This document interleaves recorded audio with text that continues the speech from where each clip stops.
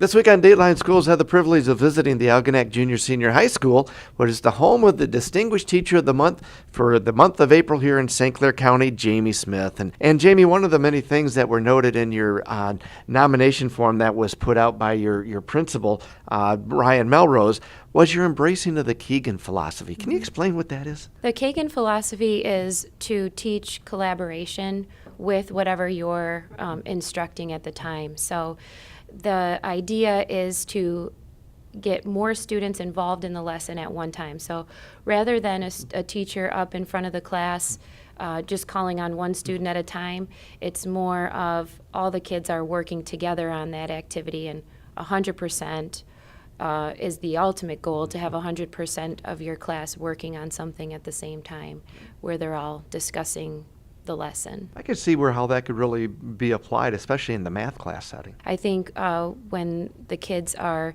really having to sit down and work on a problem with someone else and be able to talk through how that other person is doing the problem and discuss that, really makes a difference with their understanding. And the best way to learn too is be teaching somebody so they can work together, right? Absolutely. I read somewhere that if you teach someone something, you get 95% comprehension of that. So it's always really good for them to explain what they're doing. What did it take for you to learn this philosophy and then to adjust your teaching methods to adapt that? I think it was 2 summers ago through the Clair ISA. They offered a week-long training in the summer, so I took that, and the person who did the training was excellent and showed us different ways of incorporating it into our subject areas.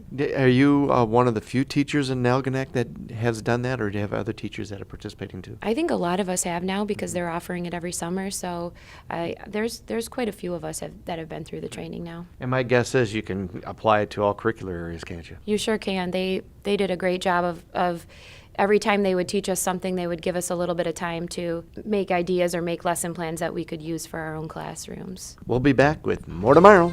For Dateline Schools, I'm Terry Harrington.